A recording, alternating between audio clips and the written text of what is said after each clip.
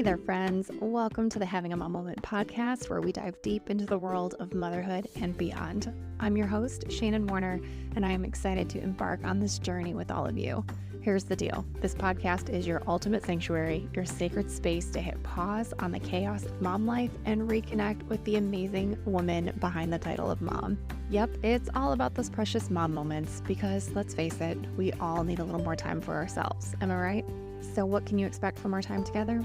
Well, picture this. We'll be soaking up wisdom from fellow moms, sharing their stories and triumphs and how they've tapped into alignment on their own motherhood journeys. It's like a mom-to-mom chat over coffee, with a sprinkle of inspiration and a dash of humor thrown in for good measure. We're here to light up your soul, to remind you of your incredible power, and to celebrate the unique spark that makes you, you. Because when we take care of ourselves, we become unstoppable forces for good in the lives of those we love. So join me as we laugh, learn, and rediscover the magic of this crazy ride called motherhood together.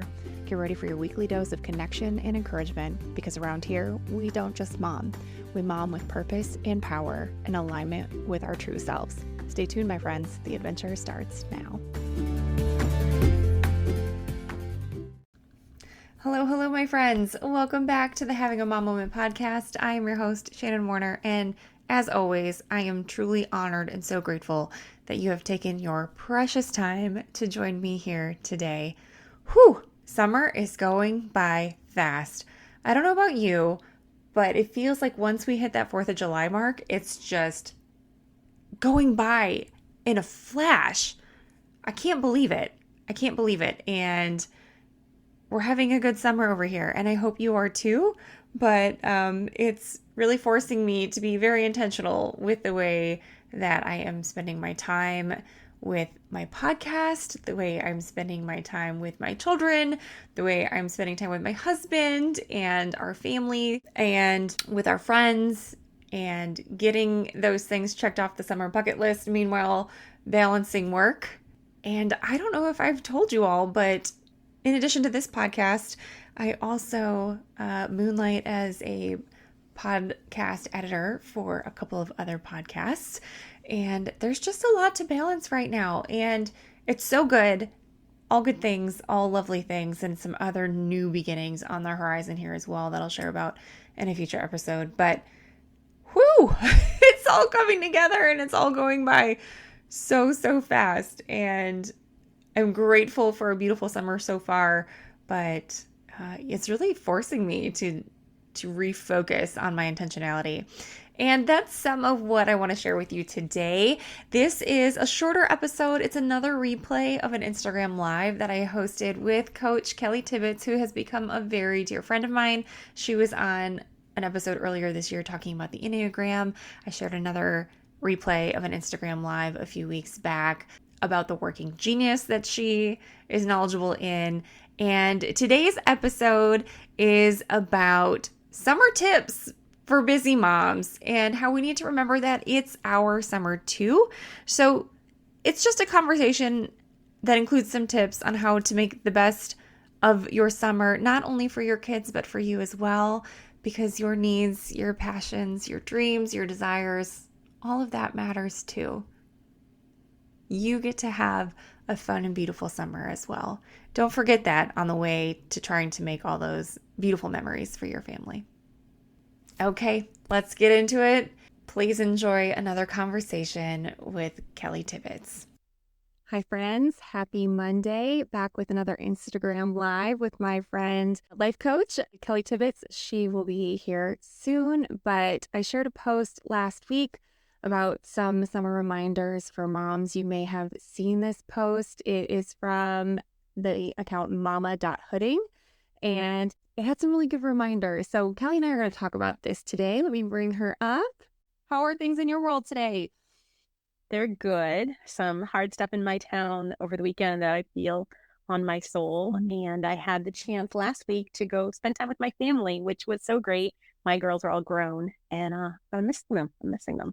So I'm excited though to talk today about what you shared, because I'm deciding, there's a sentence I want to say every day. We have to stop saying that women who are home with their children are not working. Oh, please speak more to that. I've always been a working mom, but I want to hear it from your perspective. Right, as someone who's done the work. So I remember about 10 or 11 years ago, I met somebody and her and her husband had little kids and they said they were going to call their family team their last name. And my daughters are all grown now and they say all the time, Mom, you brought such great value into our lives with the time and the energy. And, Dad brought the money in and you brought like all of this other work. And I worked part-time too, but he was the majority of the income. And so one of the things we discovered together, my daughters and I, this team idea or building a business, building a company together, right? Like building something of value, and every part of the family is important. And when we say something like women who are staying home are not working, it just negates the value that emotional energy is, that mental energy is, that physical energy is. And so I've even heard that there are people now who, in addition to having nannies, have what's called a home manager. And it's all the other parts of what a mom does besides the childcare. So if you take the amount of income that's required for being the nanny and you take the amount of income required for all of the other parts, it becomes an incredibly expensive role. Yeah. And so let's not say not working. So when moms are home with their kids for the summer, whether they work during the school year or, they're just getting them for more hours because their school part isn't happening, like really being clear, this is the opposite of not working. It is working emotionally, mentally, physically, spiritually on the most important thing, raising humans. Yeah, I know there's a great divide between working moms and stay-at-home moms, and I understand the feelings on both sides. I've been able to, be a working mom, but also see what it's like on the other side, and it's not for me. But I just want to say, like, we are all in this collective together. And when you denounce the value of a stay-at-home mom's work, you're also denouncing your own value because you do that as well when you're at home, right? You're saying that those parts don't hold value. And yeah, we absolutely hold so much value. Also, it's working for pay and not working for pay. And the average mom who is working full-time for pay nowadays is still spending more time. Did you see this recently on like TikTok and different places? The mom who's working full-time is spending more time with her kids than the mom who stayed home in the 60s was. So I'm a kid of the 70s. And our mom to be like, get out of the house. Like there was no phone to track us. It was just like, it's summer, get out, take your little 3-year-old. I was literally like 10. And it was like, here's your 3-year-old sister. You guys go to the park for the day, come back for lunch. And so whether you're working outside the home or inside the home for pay, not for pay, there's so much work taking place. So we just need new language for like working, not working, like everything is important. And so when you're home this summer, I know I did this when my girls were younger. I made this unrealistic like expectation of what my kids were going to be able to do over the summer with me. Like we had to go to the park twice a day. We had to do this. And I saw your post and I was like, the things they remember is going out in the yard and catching fireflies. It's the simple things. And so I love the idea of talking to you about it because it's so important for us to understand that all of this energy we're giving out is really, truly energy, right? It's emotional energy, mental energy, physical energy. And if we can take good care of ourselves and not hold ourselves to unrealistic expectations that we're going to have 14 hours a day of good physical, mental, emotional energy all poured into this child who probably needs downtime, who probably wants some time to play alone. So yeah, what did you notice when you saw that and shared it? It must have meant something to you for you to share it. Yeah, so the account was mommy.hooding. So shout out to them. It's been going around. I've seen other people share it as well. But I was thinking about our summer and all the things we were going to do. And especially if you live in the north or, somewhere where you have pretty heavy winters like we do, there's a lot of pressure on summer to like make the most of it. So I was feeling that a little bit. And then my daughter made a bucket list on the last day of school and it really changed because I had ideas of what I wanted to do. We're going to take a trip or we're going to go to the amusement park and we're going to do this, we're going to do that. We're going to go to the beach every week. And her list was like, eat ice cream, go swimming in the pool. Our neighbors have a pool that they let us use. They're lovely. I think go to the beach. And there was like 1 or 2 other things. And we're 2 weeks into summer. And I think we've knocked 3 or 4 things off the list already, right? There was no like grand vacation. There was no like want to go to the beach 47 times or want to, it was just so simple. What they want is so simple. And it can be simple for us too. It doesn't have to be hard. It doesn't have to be draining. It doesn't have to be expensive. I know things are costly in times, a lot of us are being stretched and it's like, seriously, put the hose on, turn the sprinkler on. Well, especially if you allow them the time in advance to say, well, what do you even want to do? And it turns out, I want to be home more. I want to just have lunch with you. I want to have a popsicle or make ice cream. All this to say the other morning, I don't even remember what we did. It wasn't even anything that memorable. My daughter was like, I'm having so much fun with you today. And I was like, oh, this wasn't anything that exciting. Like, I love that you're having a blast, but it just goes to show that we don't have to have these elaborate plans. You are a mom, young kids, summertime coming. What would you say is your greatest need as a mom, like to pour into yourself emotionally, mentally, physically, spiritually? Like, what do you need to have the energy to be this full-time parent? Because there really is a gift for them leaving for little bits every day. It gives us the time to do some of the work that we do. So what is it that you're like, you know what, if I could spend a little bit more time on this, I think I'd be healthier as I care for them. Yeah. Exercise, Yeah. movement. Sure. So isn't that easy to let that drop because it can feel like it's not the most important thing? Yeah. And yet, definitely. if there was the way for you to say, hey, I want to prioritize this, it could actually have this like ripple effect to every area. Yeah. Right. And I know it gives me more energy, right? So even when I'm tired, I'm like, oh, but I just know if I just do it, and it'll be that much better for everybody. Isn't that Yeah. so true of everything in life that's actually good for us? It's like, it's so hard to do it in the moment. And the things that probably aren't serving us are kind of easy to do in the moment. But like learning how to do an IG live, so hard, so easy for us to be like, never mind, can't do it. Yeah. It's too hard. And then we did the hard thing and then it gets a little bit easier. And yeah, I just think that's like really, really true. And so I think for moms to just like own the fact that if you just sat down and give yourself just a few minutes to think, what do you need? Do you need more alone time, or do you need some time with friends? Do you need some time with a book, or you need some time to create? Have you read The Artist Way? I haven't. No. So we were going to talk about it a little bit too. We had talked about before, and I've dabbled in morning pages, but that's about it.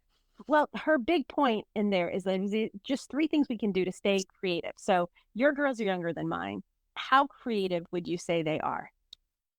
Ooh, super creative, super creative. Yeah. And that's a little thing that I did with my daughter last week. Do you remember the little bead art where you like make a pattern and then you iron it? Oh, we spent the morning doing that the other day, and I was like, wow, that was refreshing.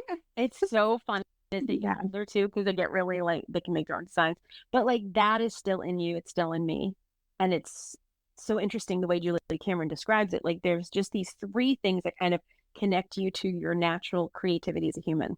And you know, I would say her premise is that like the more creative you are, the healthier you are. So I look behind you and like I think part of your creativity is the way that you care for your plants. I think you're some part of the creativity. Well, it was funny. We were going on vacation. I moved my plants to the bathroom. I'm like, oh my gosh, this looks like Shannon's background with like these plants behind the edge. And figured out because it gets no good light, so I wouldn't be able to put them here. But there's also like it was such a fun feeling walking in there when my plants were all together. I don't know, but I think that is important for moms to realize that these 3 things. Walking, you would describe it as the exercise. My girls would like say Pilates, yoga, right? Like some kind of physical exercise, some kind of morning pages, some place to let your thoughts flow. And it doesn't have to be written because some people that's not a good fit. It might be just speaking it into your phone. It might be calling a friend, but like get what's in here out and then do something that she calls an artist date every single week, something for you. And it doesn't have to be expensive. I think that's like the way that we get out of taking care of ourselves is like it has to be so expensive. And so like my middle daughter who lives in Virginia always goes to Trader Joe's and buys herself the prettiest bouquet of the week. My oldest daughter, we're on vacation, brought us this incredible flaky salt. Have you heard of this flaky salt? No. They sell it at Whole Foods. Changes the flavor of your food. Like this little tiny simple thing that you can just like invest in a little bit of salt or a little bit of flowers or a pretty candle. So learning this has been so transformative to me. So I try to do something once a month that's a little bit bigger. And then try to do in the summer, my favorite thing is go for a walk and take pictures of all the pretty flowers that I see, whether it's like a little purple flower on the ground or somebody's beautiful pot. So anything come to mind that you're like, that would be kind of a fun artist date. It doesn't have to be a week in the, islands. It can be something small. For me, I grew up a dancer, so finding a dance class for adults would be like the best, would be the best. Yeah. What a fun, like your brain has a job. Is there anything available all of summer, like once the summer to go and do that? Yeah. Yeah. My daughter took me to the ballet. I've gone into Boston and just like gone to a conference I wanted to go to. And once you start noticing what would I like? So here's a fun story. My kids are older and we just went on vacation together. And my husband and my daughters, they love finding fun breweries. And we lived in the cutest little town for the week. And I loved walking into town, getting a coffee, checking out all the little cute stores. And so I said no to the brewery tours for 4 of the days Okay. and spent the whole time in town getting my coffee, going for a walk, looking at the boats. That was really hard for me. And it was so much easier this year. And the end of the week, my girls were like, you were just so pleasant because I took care of me first. Yeah. And so I think it just kind of circles back. Let them tell you a few things they'd like to do this summer. And it probably is a picnic outside, have my friend over, go out for ice cream. It's probably so simple and easy.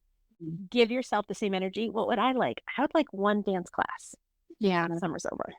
Yeah. Anything else that you're like something small that you're like, this is the kind of artist that fit into my current season of life.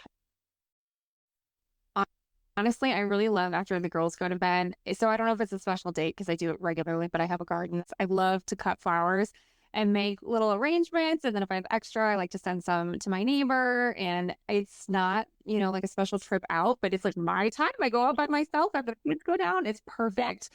That's 100%, I think, what we need to just remind each other. Like, hey, mom, it doesn't have to be, a Saturday in the middle of the day. It could be at night.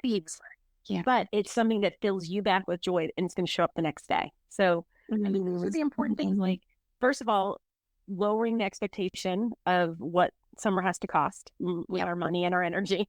Like, the memories are really going to be those things that you don't even think they'll ever remember, right? It's going to be that really simple. I just loved going to our friend's house and swimming in the pool. I would say my kids would say that for sure. Yeah. They would look back and say swimming with their friends at the pool was always a highlight of summer. Right, exactly. And that's even better, right? Because sometimes when you plan the nice excursion that costs a little bit more, something happens and it's like, oh, that really wasn't fun for us, was it? I went to life coach school for 13 months when I transitioned from being a pastor to being a life coach. And no one had ever taught me this, that life is 50-50, right? My three girls were just so fun. I loved being a mom of young children. And the 50% on the other side is like, it's really hard without them here.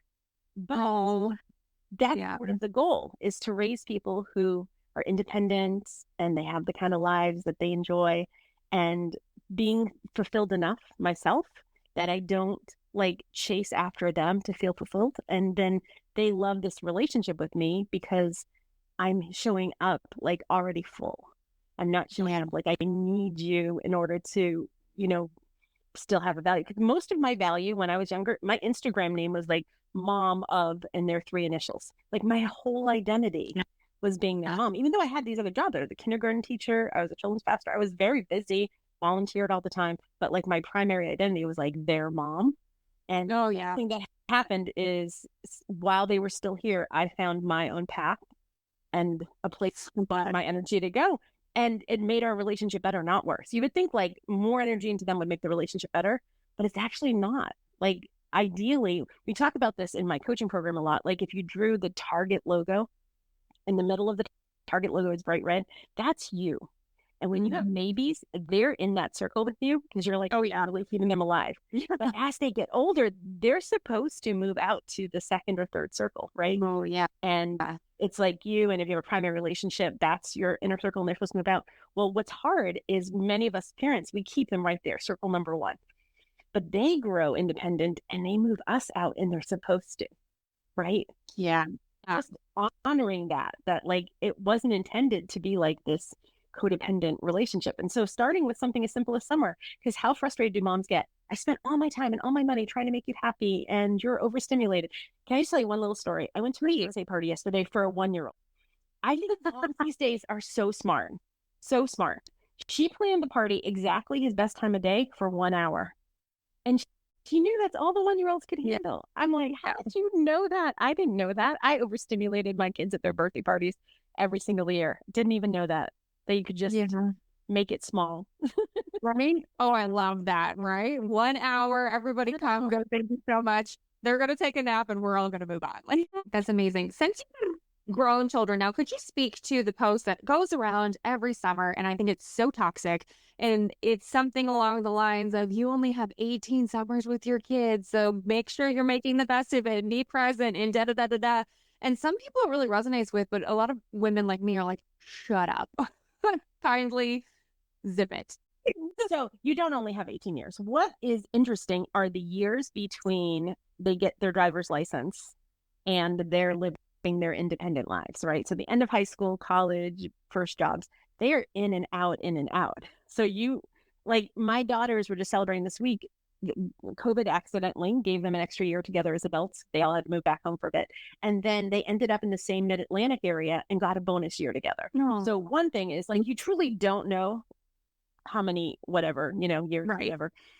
But I think the most important part of that little saying, what people are trying to say is like, yeah, every moment is important. But what it actually does is put pressure on mothers that it doesn't put on fathers.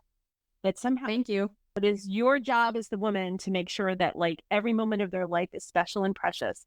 And that's not at all what kids should have, right? Because we're all meant to be living these like real normal lives where there are these peaks and there are these valleys. And we're hopefully just giving them the skills and the tools to grow in those valleys. But if we make every single day Disneyland, and I wanted to do that, I felt so much pressure to make every single day like Disneyland and precious. And that's just one, it's not even reality, but two, it's not best for them either. So I think if as a mom, you're absorbing this, I would love, like, just as my girls get older and closer to becoming mothers, like, I think the standard should be the same for moms and dads. Like, you're both necessary.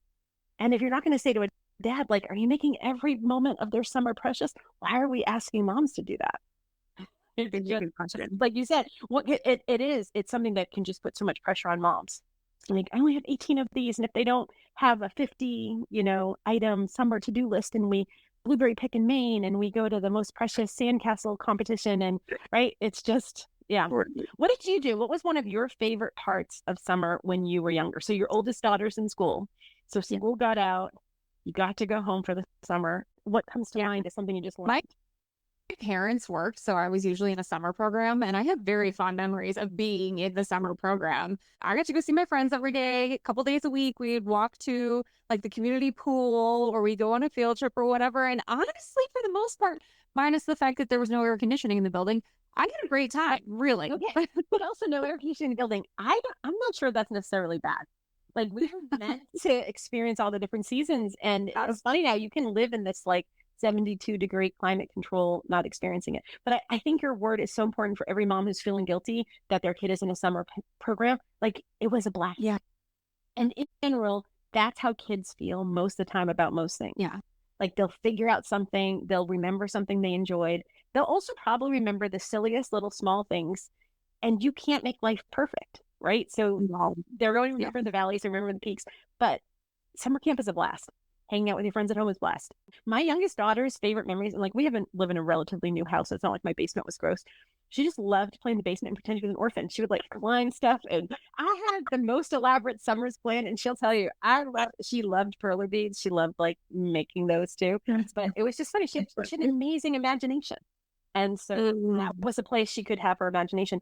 My kids grew up, and we had a church community where the parents would do like a little Bible study at night, and all the kids could play together. That is high on their list of favorite summer memories, was like being outside alone with no parents. And so I think whatever the kids are doing this summer, there'll be moments that they love. There'll be moments that they wish didn't happen, because that's life. Yeah. For moms to stop feeling the burden of somehow producing absolutely perfect summer experiences. Like, just, I think checking in is so honoring, right? You'd hate to be like, every single year the kid just wanted to go get an ice cream cone at this one place and we never made it. Right. Maybe make the time for that, but not 50 things. Yeah. Yeah. I love the bucket list idea. And if she hadn't done it at school, we were going to do it ourselves. But that is such a great way to be like, what is your summer bucket list? And there might be something huge on there, but if they have 4 things that you could do on any given day, whew, well, it's so free. And take the pressure off. For her to have a bucket list, I think as a mom, why not take a moment and make yours? Yeah, I want to cut plants and maybe make a bouquet once a week this summer. I want to go to 2 dance classes this summer. I just saw a friend of mine went to the ocean with some of her friends from high school, and they had the cutest little bags. Okay, and maybe that's not something you do every year, but if it's something you want to do once, can you make the time for it? Stuff like that, I think, is worth moms taking a moment to say, is there anything I would like to do? And maybe give it some of the energy that you would give your kids. I know you and I talk sometimes about the money that parents will spend on their kids trying out new activities versus the money moms will spend to get coached, to have a mentor. Yeah.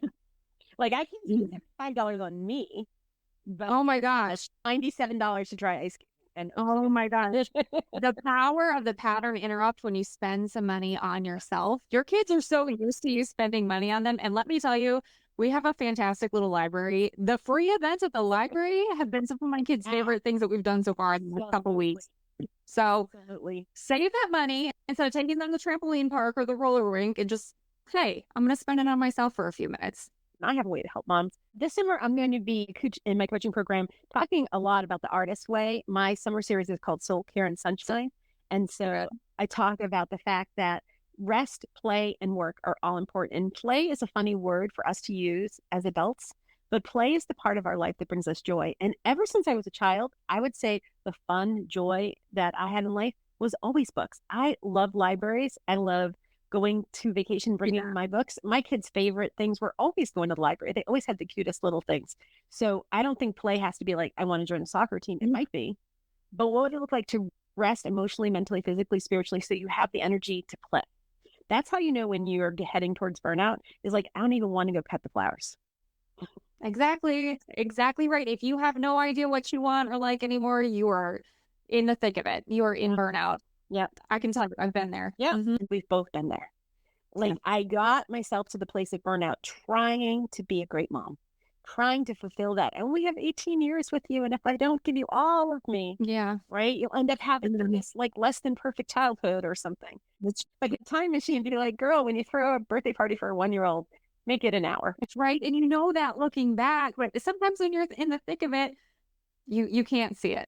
You can't see it. So it's a great opportunity to talk with and learn from somebody else who might say, hey, that's not really necessary.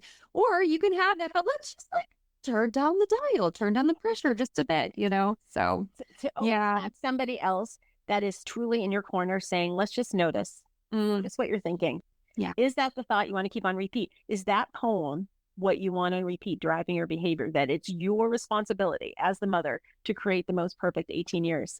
And most moms be like, no, like, I don't want that pressure. It's not serving me. It's not serving them. Because we go into these circumstances of like the Disney vacation and the pressure is so high and the poor kid is just tired. They don't want to go to another park. They don't want another meal. They just want to go take a nap.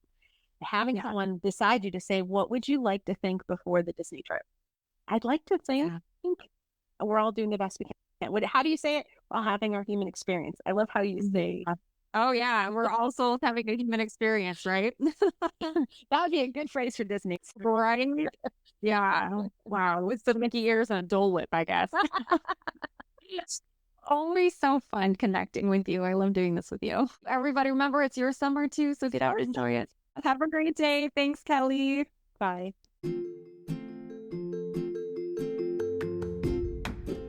That's a wrap on another episode of the Having a Mom Moment podcast. Thank you so much for tuning in and for sharing this space with us today. Before you go, don't forget to check out the show notes for any links or resources mentioned in today's episode. And hey, while you're at it, why not give me a follow on Instagram and Facebook at Having a Mom Moment. You can also visit havingamaMoment.com for even more mom-inspired resources. If you've enjoyed today's conversation as much as I have, please be sure to hit that subscribe button so you never miss out on future episodes. And it would mean so much if you leave us a glowing 5-star review on your favorite podcast platform. Until next time, remember to embrace those mom moments, find alignment in your journey, and always honor the incredible woman you are. Take care, friends, and we'll see you on the next episode.